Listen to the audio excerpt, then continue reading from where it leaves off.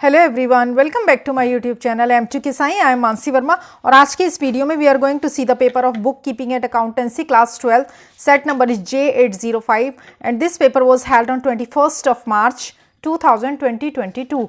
So let us see.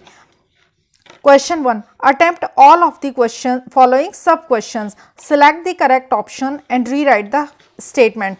The first question you will get, that will be of the correct options. You have to fill a correct option. This question belongs to the category of multiple choice questions, MCQ. 20 marks का है ये जो आपका question 1 है, उसमें जो ये multiple choice questions है, they are for number 5. To find out the net profit or net loss of the business account is prepared. Profit and loss account is prepared for finding out the net profit or net loss of the business. In any business आपको profit और loss निकालने के लिए क्या करना होगा? PL account बनाना होगा. Profit and loss account को ही short में हम क्या बोलते हैं? PL account. Second, from financial statement analysis, the creditors are especially interested to know liquidity. Liquidity होती है, समझिए, कैश. किसी भी फाइनेंशियल स्टेटमेंट से जो है वो क्रेडिटर्स जो हैं वो क्या जानने में इंटरेस्टेड रहते हैं? लिक्विडिटी की. इस कंपनी के पास कितना कैश है. लिक्विडिटी मतलब एसेट्स जो है कंपनी की, कैश कितना है कंपनी के पास. Death is a compulsory retirement, यानी कि अगर किसी की डेथ हो गई है तो ऑटोमेटिकली उसका जो है कंपनी से, बिजनेस से रिटायरमेंट हो जाता है. तो डेथ क्या है? वो कंपल्सरी क्या है? रिटायरमेंट है. आगे देखते हैं.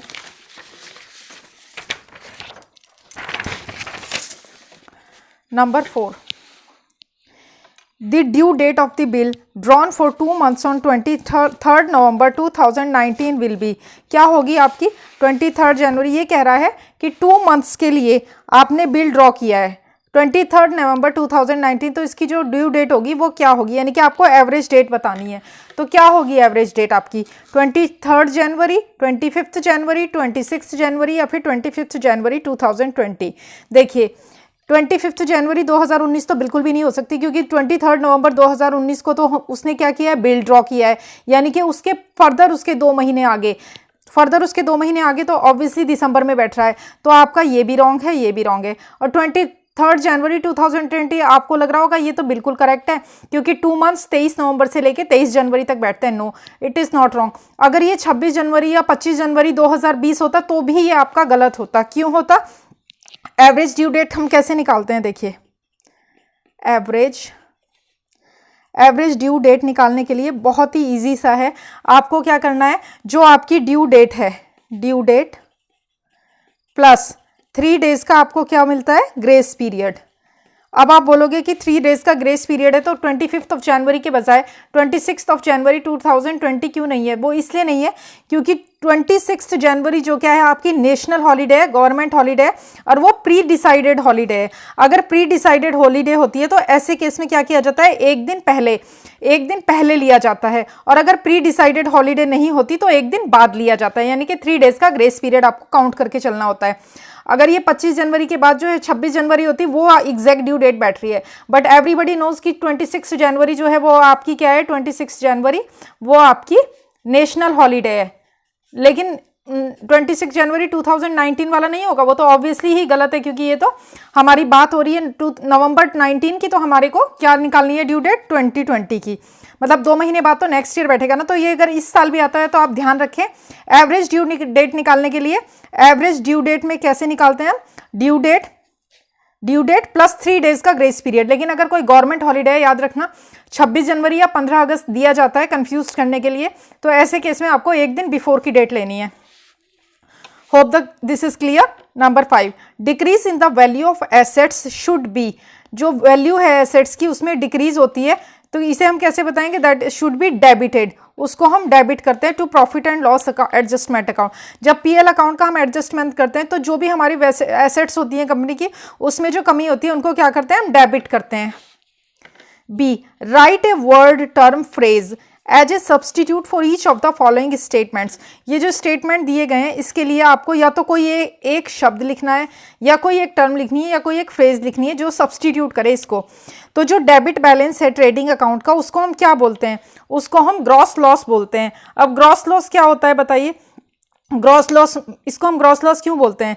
इसको हम ग्रॉस लॉस इसलिए बोलते हैं because the amount of purchase and expenses directly related with the purchase is more than the amount of sales. जब परचेज की अमाउंट जो है वो सेल्स की अमाउंट से ज़्यादा होती है तब हम क्या बोलते हैं? उसको ग्रॉस लॉस बोलते हैं। और अगर परचेज की अमाउंट से सेल्स की अमाउंट ज़्यादा होती है तो वो क्या कहलाता है? वो ग्रॉस प्रॉफिट कहलाता है। Expenses incurred on dissolution of firm, dissolution आपको पता ही होगा, बंद हो जाती है। तो जो एक्सपेंसेस, जो खर्चा होता है, खर्चा आता है, वो एक्सपेंसेस क्या कहलाते हैं? डिसोल्यूशन एक्सपेंसेस या फिर रियलाइजेशन एक्सपेंसेस। मतलब जब फर्म बंद होती है तो जिसके ऊपर जो हमारी ड्यूज होती हैं वो हम वापस लेते हैं। इस तरीके से जो उनको हम डिसोल्यूशन एक्सपेंसेस बोलते हैं या फिर realisation expenses.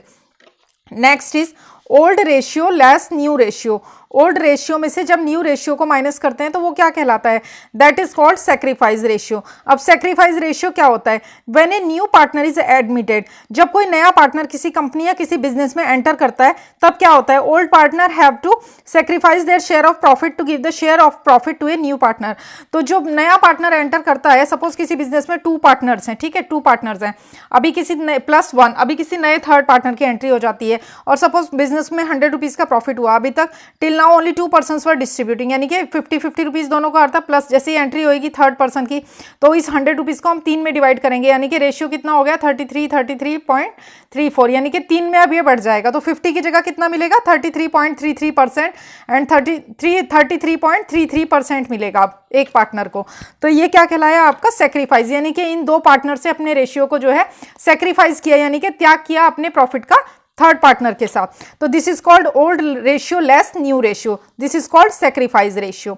Move on to the fourth, officer appointed by government for noting of dishonour of bill. अगर कोई बिल वगैरह, कोई चेक वगैरह, कहते नहीं है कि हमारा डिसऑनर हो गया, हमारा चेक डिसऑनर हो गया, हमारी पेमेंट फंस गई है, तो उसके लिए किसको अपॉइंट करती है गवर्नमेंट? नोटरी पब्लिक को, और वो कौन होता है? Advocate. Number 5, donation received for a specific purpose. किसी स्पेसिफिक पर्पज के लिए जो डोनेशन रिसीव की जाती है उसको क्या बोलते हैं? उसको स्पेसिफिक डोनेशन बोलेंगे या फिर कैपिटल रिसीव्ड। जैसे कि मान लो कहीं डोनेशन दी गई है कि फूड पर्पज से फूड देना है, या फिर जैसे कई बार जो ऐसी संस्थाएं होती हैं ना जो एजुकेशन वगैरह देती है, मतलब जो बड़ी बड़ी स्कूल्स होती हैं उनको भी डोनेशन आती है कि जो भाई आप पुअर बच्चों को आप अपनी स्कूल में एडमिशन देंगे उनके खर्चे के लिए, like that anywhere, that is called specific donation. कहीं भी दी जाए, वो स्कूल्स में, कॉलेजेस में, हॉस्पिटल्स में। नंबर सी, ये क्वेश्चन 1 ही चल रहा है अभी तक आपका। Answer the following questions in only 1 sentence each. ये जितने भी क्वेश्चन दिए गए हैं इनका आंसर आपको 5 क्वेश्चन का 1 सेंटेंस में देना है, यानी कि एक आंसर के लिए आपको जो है वो 1 मार्क दिया जाएगा। पहले वाला है आपका व्हाट इज लेगेसी। लेगेसी क्या होती है? देखिए, एनी एसेट, प्रॉपर्टी और amount of cash which not for profit concern receives as per the provisions made in the will of the donor after his death is called legacy. जब कोई आदमी अपनी will बनाता है ना, वसीयत सरल भाषा में समझते हैं, जब कोई अपनी वसीयत बनाता है ना, उसमें जो भी रूल्स एंड रेगुलेशंस बनाए जाते हैं कि मतलब, और वो नॉन प्रॉफिट ऑर्गेनाइजेशन को दिया जाता है, मतलब जो कि है ना नॉट फॉर प्रॉफिट वर्क करती है। नॉट फॉर प्रॉफिट मतलब कि ना फायदा ना नुकसान, मतलब उसी के ऊपर। तो फिर जो नॉट फॉर प्रॉफिट ऑर्गेनाइजेशन को जो भी कैश वगैरह वो रिसीव करती है किसी की विल के अकॉर्डिंग, वो क्या कहलाती है? लेगेसी कहलाती है। कब? जब डोनर की डेथ हो जाती है। What is cess? सेस क्या है? तो सेस जो है, सेस की फुल फॉर्म होती है कंप्यूटराइज्ड अकाउंटिंग सिस्टम। क्या होती है? Computerised accounting system. और अब ये क्या है, आजकल आपने देखा होगा कि जो अकाउंट्स वगैरह बनते हैं या फिर जीएसटी फाइल होता है या फिर इनकम टैक्स फाइल होता है, तब इनके अब सॉफ्टवेयर मिलने लगे हैं। वो सॉफ्टवेयर क्या है? सॉफ्टवेयर बनाने वाली कंपनी उनके कुछ चार्जेस लेती है साल के, जैसे 25,000 या फिर 5,000 या फिर 10,000, हर कंपनी का अलग अलग रेट है। उससे वो जो सॉफ्टवेयर आप परचेज करते हैं वो आपके कंप्यूटर में वो इंस्टॉल कर देंगे, 1 साल तक मेंटेन करेंगे। उसमें जब एक बार आप अपने कस्टमर्स की, आपके जो क्लाइंट हैं उनकी डिटेल्स फिल कर देते हैं और उनकी डाटा डालते हैं, उसके बाद वो अपने आप पूरी आपकी जीएसटी की रिटर्न, इनकम टैक्स की रिटर्न, ये सब बन के रेडी हो जाती हैं। तो क्या होता है? Computerised accounting system. Who is called insolvent person. Insolvent person किसे कहते हैं? तो इंसॉल्वेंट का मतलब होता है दिवालिया, मतलब ऐसा व्यक्ति जिसके पास कुछ भी नहीं बचता, यानी कि मान लो उसके ऊपर 100 बहुत ज्यादा, मान लो उसके ऊपर 1 लाख रुपीज का सपोज कर जाए, हम इजी में समझते हैं 1 लाख, लेकिन उसके पास जो उसकी पर्सनल प्रॉपर्टी है ना, जो उसकी खुद की प्रॉपर्टी है, चाहे कुछ भी, उसकी गाड़ी हो या उसकी बाइक हो या उसका कोई खुद का घर है, कुछ भी है। ये 1 लाख रुपीज़ मैंने एग्जाम्पल के तौर पे लिखा है, इसकी जगह 10 लाख भी हो सकता है, 1 करोड़ भी हो सकता है, 100 करोड़ भी हो सकता है, कितना भी हो सकता है किसी भी बिजनेस में है। तो जो इंसॉल्वेंट पर्सन है उसकी जो पर्सनल प्रॉपर्टी है, कई बार आपने सुना होगा कि उसकी प्रॉपर्टी, जैसे आपने गोवा का केस सुना था कि विजय माल्या के जो बंगलो था उसे नीलाम किया था गवर्नमेंट ने, तो इस टाइप से अगर उसकी पर्सनल प्रॉपर्टी को सेल आउट करके भी जो उसकी लाइबिलिटीज है वो क्लियर नहीं हो पाती, तो वो आदमी क्या कहलाता है? इंसॉल्वेंट, दिवालिया। In very easy language he is called a दिवालिया। What is reserve capital? Reserve capital अब क्या होती है?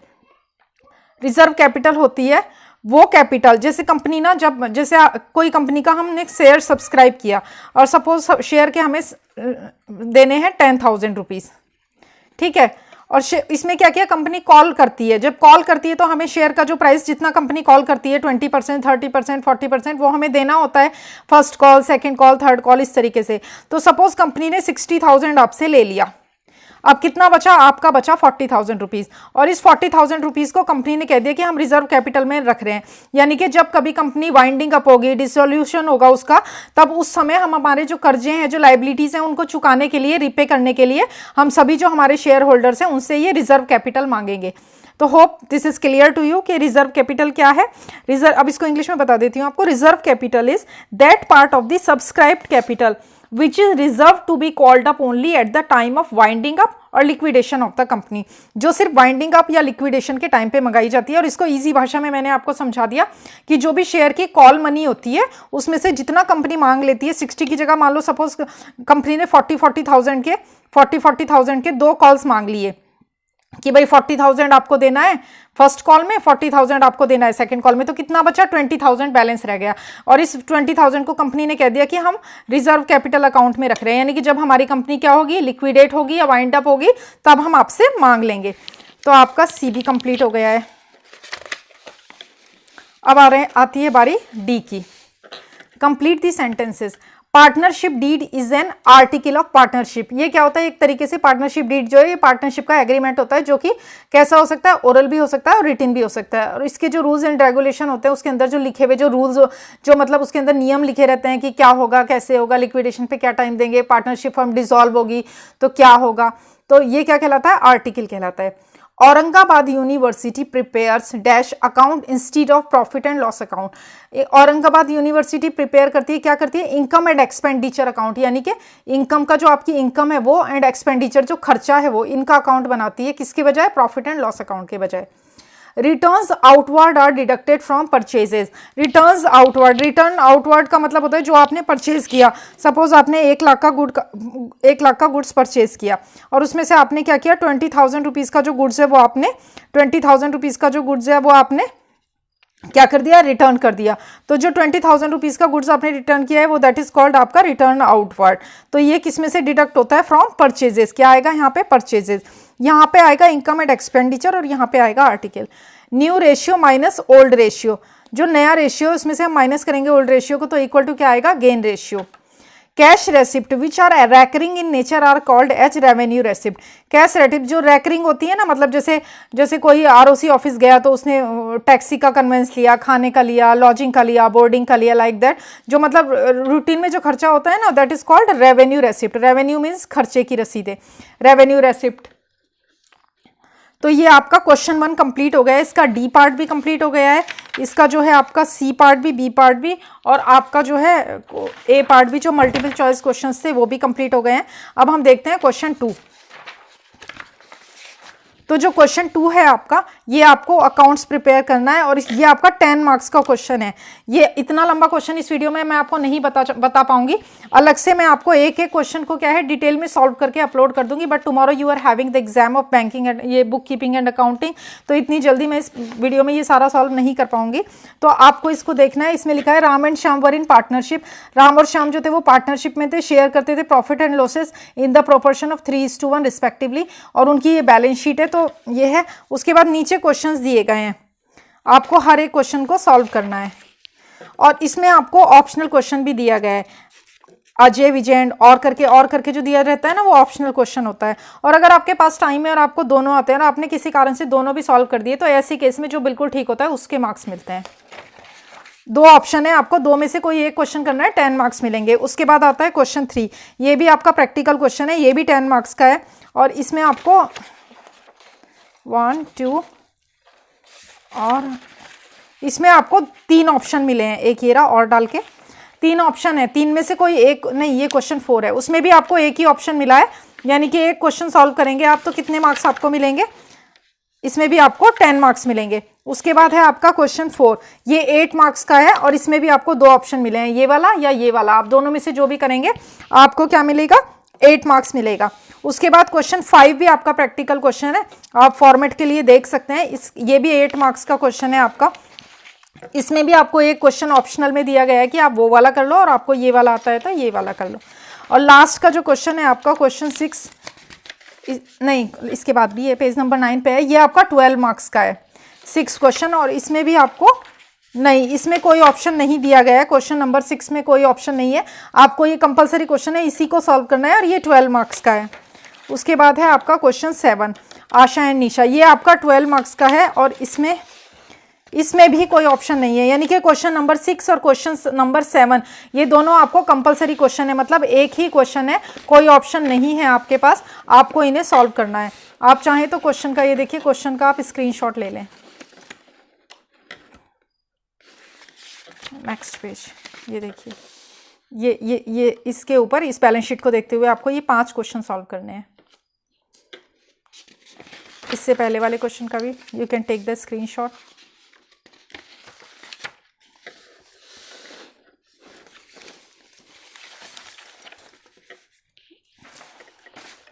So this is your paper of bookkeeping and accounting. I tried to solve it as much as it is possible. और जो back years के आपके paper है उसमें से 100% कोई ना कोई क्वेश्चन जरूर रिपीट होता है, तो जो ये पुराने साल के पेपर्स हैं उनको आप जरूर देखें। ये 2022 का जो बुक कीपिंग एंड अकाउंटेंसी का पेपर है इसको जरूर देख के जाएं। और कल होने वाला जो 6 तारीख का पेपर है उसके भी फुल सॉल्यूशन, 6 मार्च 2023 को कल जो पेपर होने वाला है उसके भी फुल सॉल्यूशंस आपको मेरे चैनल पर मिल जाएंगे। For such type of useful videos please subscribe my channel M2K Sai. If you like this video, like it and share it with your friends. Thank you.